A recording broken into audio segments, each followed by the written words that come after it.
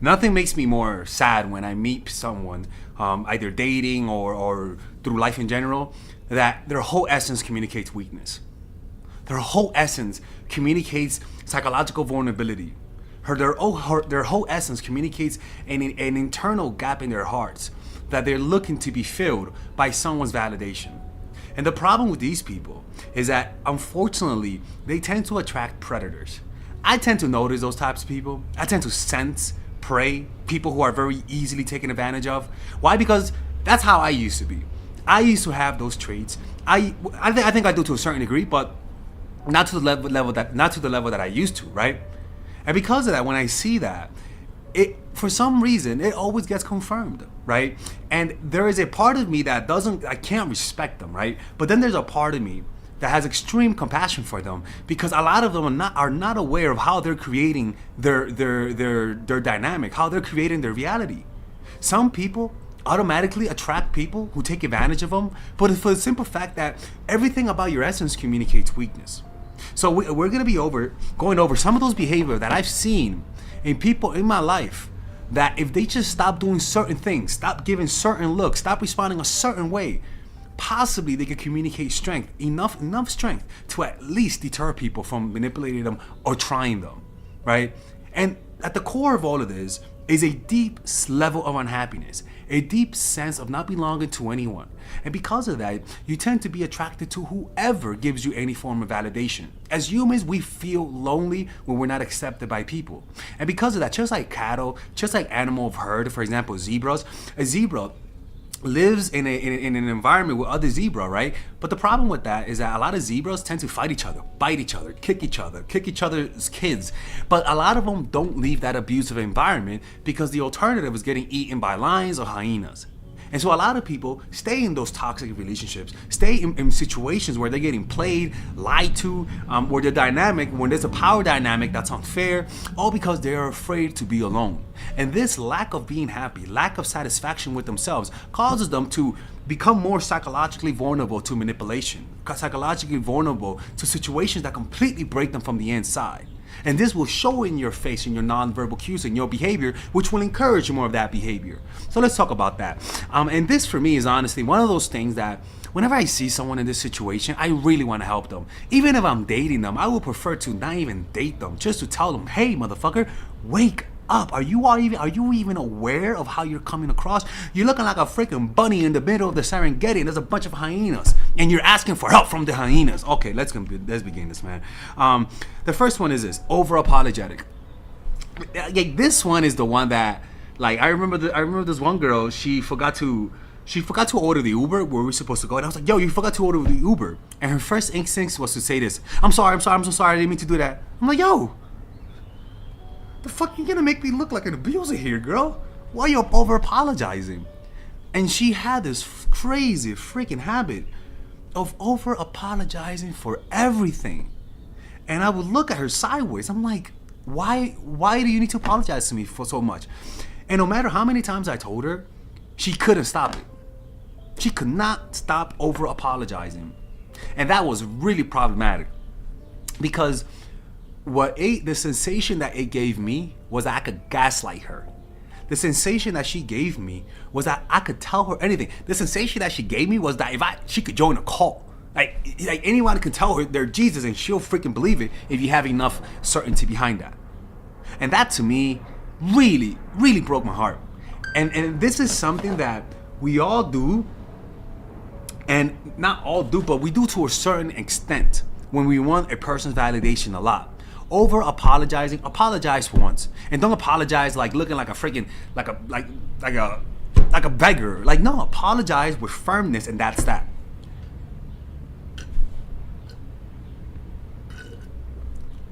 The next one is never speaking up for yourself.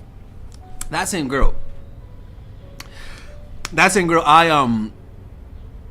there were things that people would do to her that, like, people were owing her money and she wouldn't say nothing, but she would still hang out with them, right? She would hang out with people who owed her money. She would hang out with people who flaked her multiple times. She would hang out with people who insulted her. And because she was a forgiving person and because she was so loving, and the reason why she was so loving was because she was hurt as a kid. She didn't have her parents. She didn't have anybody, and so she was pretty much alone in the world. And you could sense how somebody who feels alone in this world can just are looking for anyone to show her some form of affection.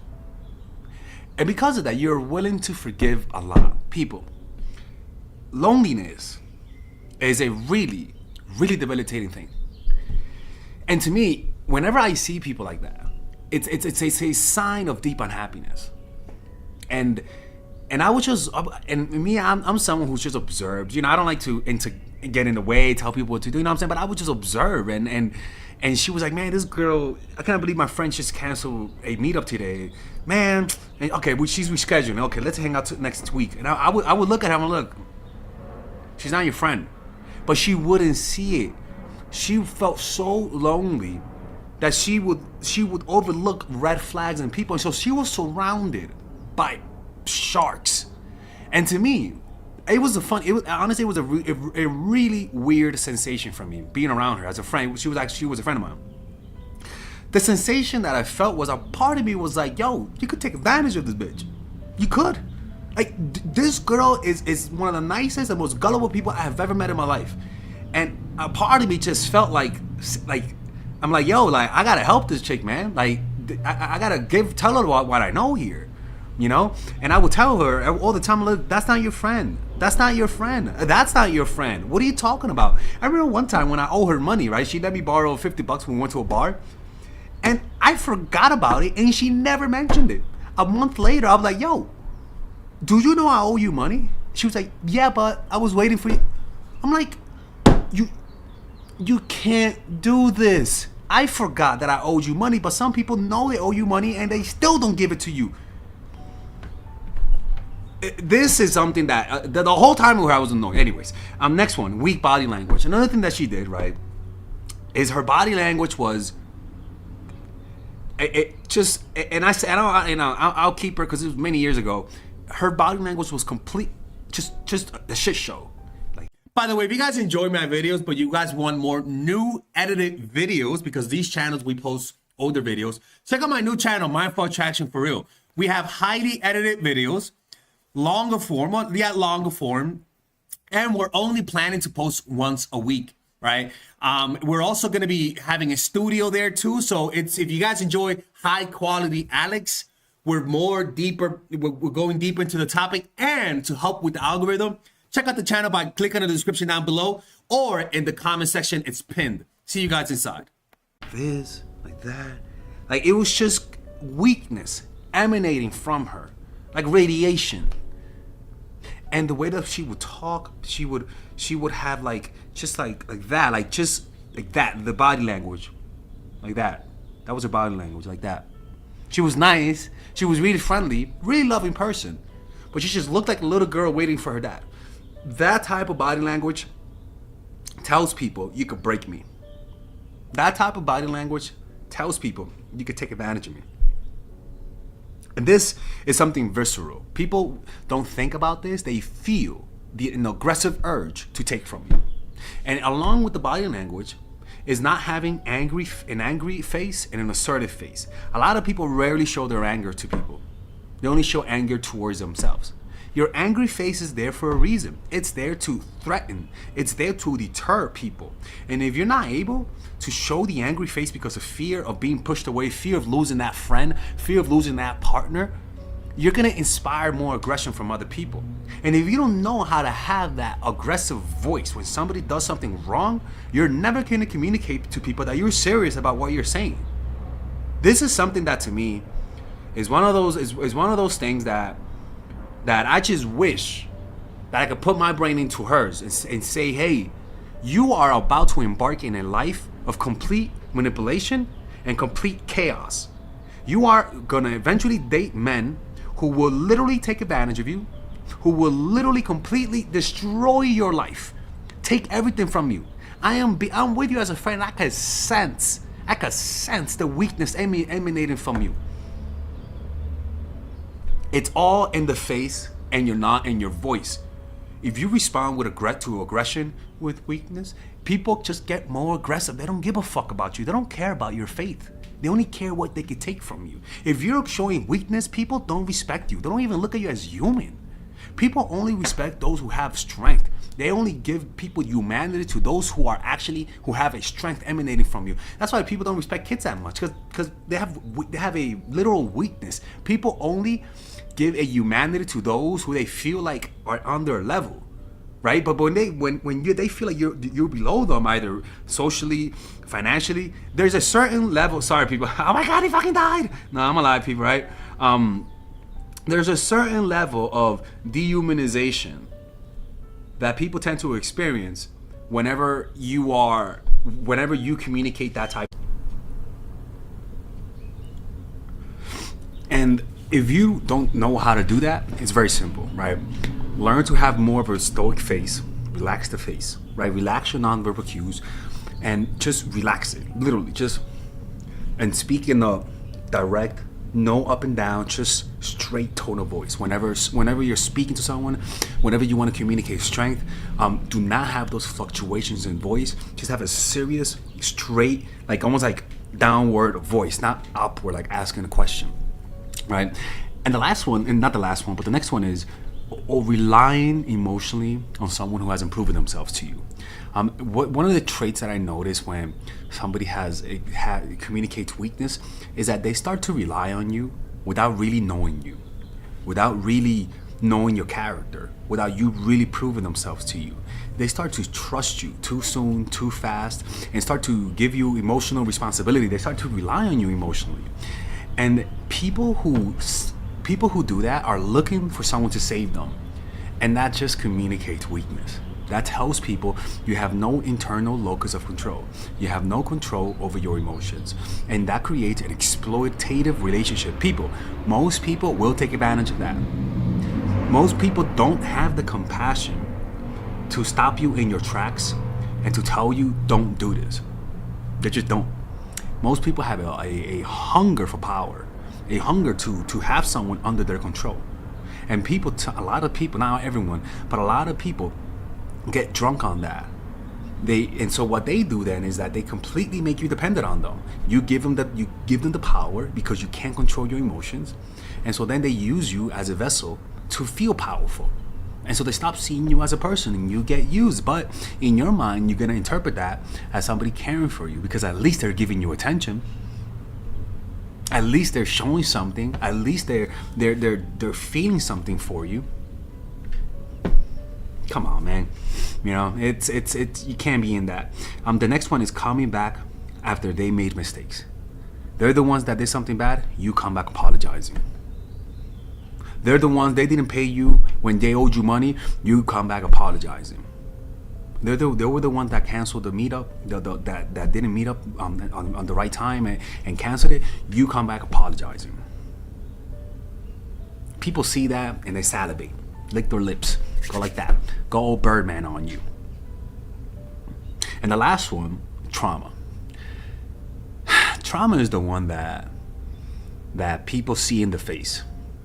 Whenever you have trauma, when you get too traumatized, it shows in your face. There's a nervousness. You can't even help it. You know, like your body language gets closed down, like worry, it shows through. And what that shows to people, whenever you communicate those traumas, and look, there's nothing wrong with having psychological problems. You know what I'm saying? The problem is that in the social realm, when people don't know you, and when you don't know people's intentions, people see that as an opportunity to take something from you. They see you as weak. You're showing psychological vulnerabilities, and it awakens the prey in people. And a lot of these people who show weakness consistently, they're just traumatized kids. People who were traumatized as children who never healed, and so they're using relationships in the opposite sex as a way to cope with their emotions. You know, and I personally feel the most compassion for those people, the most compassion, because they're not aware of what's going on and they're not aware of the hell they're walking into. And the way that they see the world through rose-colored glasses. Those are the romantics. Those are, because again, romanticism is inspired by insecurity. They're really insecure people. So they really are nice people. And if the funny thing, if they meet someone who doesn't take advantage of their weakness, they could be the best partners, and they could grow together. But the problem is that you have to be lucky to find someone who doesn't take advantage of that, because it's just too much of an easy victory, too much of an easy bait, man. And some people just cannot resist. They have too much of a predator inside of them, you know. And I just wish, if anybody is in this situation, you have to stop this now. You are creating this reality for you. No one's creating this. You're just the one. You're sending the scent, those weak pheromones, like a bear catching the scent of a weak prey, and they're coming after you because you're sending those signs of weakness. All right, if you guys enjoyed that video, you guys are going to like my new course. It's called The Commitment Blueprint. It's a course that I created for women who are struggling with finding themselves in situationships, finding themselves with men who like them but don't want to commit, finding themselves with giving too much and not getting much in return. And the beauty about getting commitment is that it has nothing to do with, about your looks, and more to do about your strategy. Like, I've seen women apply these strategies and get married and have kids and have long lasting relationships. Why? Because the strategies that I'm going to teach on this course is based on pure psychology. I've been working on this for the past 2 years. For the past 2 years. And I've every time I make a promise on my courses, if you guys have gotten my courses, you guys know I over deliver, right? And the reason why I made this course is because a lot of ladies watch my videos, and unfortunately, you guys give too much. You guys love too hard, and that attracts the wrong energy. So it's really about learning how to manage this energy. You're gonna attract different types of guys by learning how to control that energy, right? And if you don't believe me, well, guess what? You can find all of these reviews of women who have taken my courses and have achieved the promises in my courses. And look, the beauty about it is that you can pre-order this course for $75 rather than $99. And when the course comes out and you don't like it, I'll give you your money back. I'll give you your money back if you don't like it, and you have 30 days to get your money back. But I'm telling you, I guarantee that if you do exactly what the score says, you will find commitment. And above all, you're gonna stop wasting your time with the wrong guys. Because at the end of the day, to find the right guy, it's all about filtering the wrong guys. Eventually, the right guys will filter through. If you just apply what the course says, it'll break the negative pattern of being attracted to guys that are not into commitment. I'm telling you, there's a reason why you attract guys who are not committed. It's because there's a pattern and you're not aware of it. And sometimes you need someone like Father Alex to show you these patterns and in order to break it. Like, I've seen it many times before. Okay. So just pre-order it right now on the description down below. I like to think this is going to be my best course I've ever done in my life.